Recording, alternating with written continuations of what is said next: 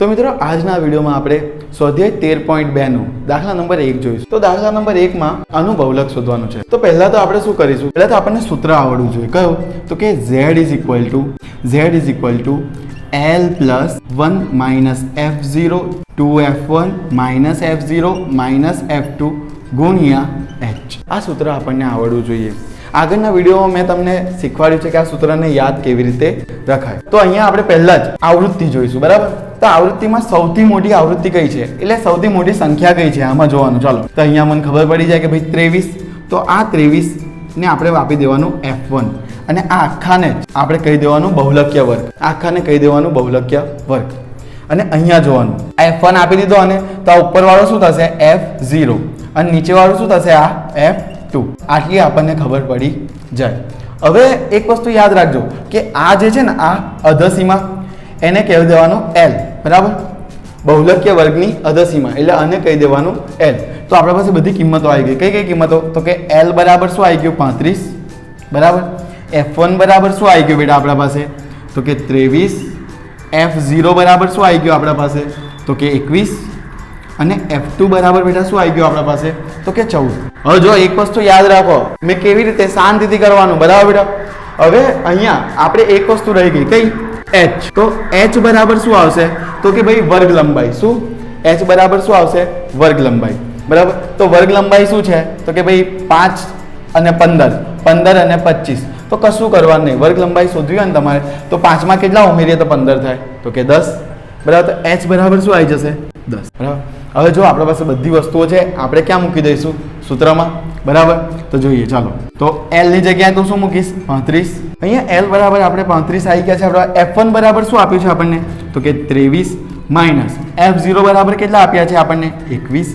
2F1 એટલે 2 ગુણ્યા 23, બરાબર? F1 ની જગ્યાએ માઇનસ F0 ફરતી 21 ઓછા F2 બરાબર શું આપ્યું છે આપણને? 14 ગુણ્યા h શું આપ્યું છે? તો કે 10, બરાબર? જો મેં કેટલી શાંતિથી લખ્યું, આવી રીતે તમારે કિંમતો મૂકવાની છે.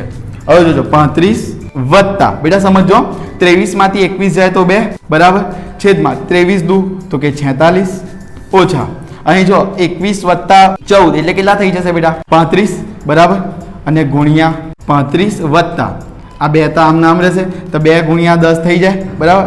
46 માંથી બેટા અને ઉપર શું રહેશે બેટા? 10 દુ 20. તો અહીંયા શું આવી જશે? 35 વત્તા 20 છેદમાં 11, બરાબર? હવે સિમ્પલ કે 20 છેદમાં 11 છે તો આપણે ભાગાકાર કરી દેવાનું. 11 એકા 11, અહીંયા શું રહેશે બેટા? એટલે આપણા પાસે એપ્રોક્સ કેટલો જવાબ આવશે બેટા?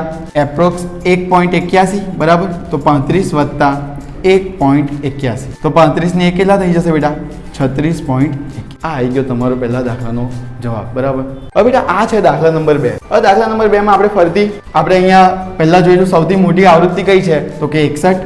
આને કહી દઈશું આપણે F1. આ ઉપરવાળાને શું કહી દઈશું? F0 અને નીચેવાળાને શું કહી દઈશું? F2. તો આ આવી ગયો આપણો બહુલકીય વર્ગ. તો L શું આવી જશે? 60, બરાબર? તો આપણે બધી કિંમતો અહીંયા લખી દઈએ, બરાબર? તો કે L બરાબર 60, F1 બરાબર 61, F0 બરાબર 52 અને F2 બરાબર શું આવશે બેટા? તો કે 38. હવે h બરાબર શું આવશે? જો અહીંયા તો 0 થી 20, 20 થી 40. હવે અહીંયા કેટલાનો વધારો છે દરેક જગ્યાએ? તો કે 20 નો.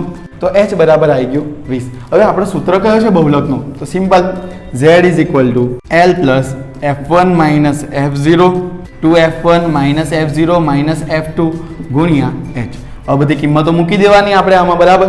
હવે બધી કિંમતો આમાં મૂકી દેવાની. તો મૂકી દઈએ, ચાલો. L બરાબર શું આવી જશે? 60 વત્તા F1 બરાબર શું આવી જશે? તો કે 61 ઓછા F0 બરાબર શું આવી જશે? 52. 2F1, બરાબર?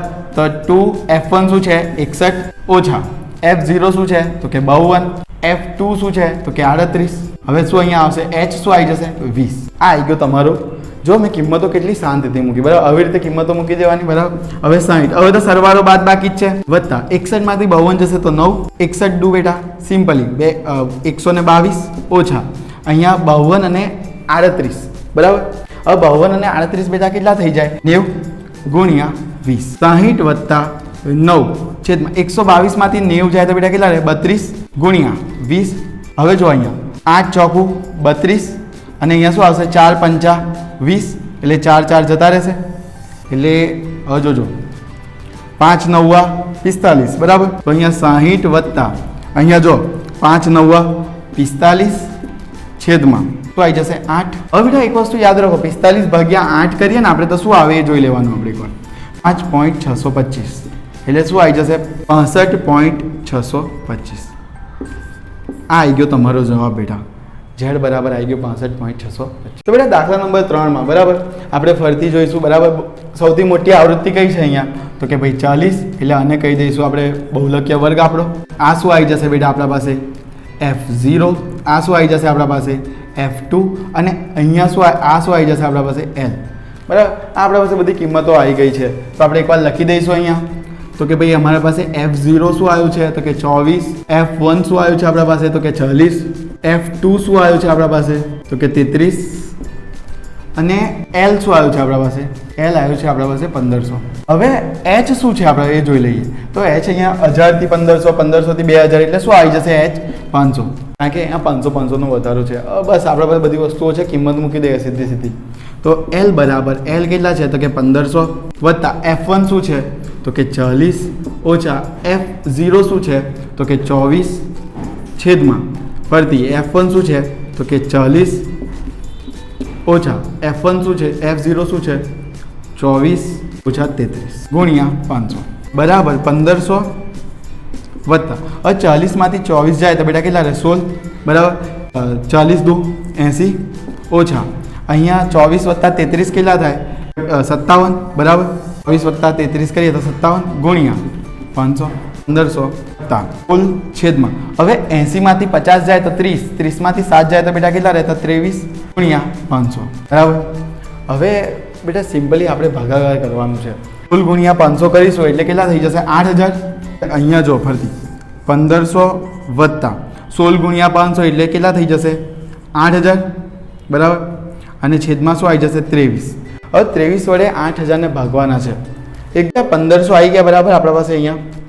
હવે આનો જવાબ શું આવશે? 8000 છેદમાં 23 તો આનો જવાબ આવશે 347.83 બરાબર. હવે 1500 વત્તા 347 એટલે શું થશે? 1847.83. આ આવી ગયો તમારો જવાબ. બેટા ભાગાકાર કર્યું છે મેં અહીંયા 8000 અને 23નો ભાગાકાર કરીને આ બેટા જવાબ લાવ્યો.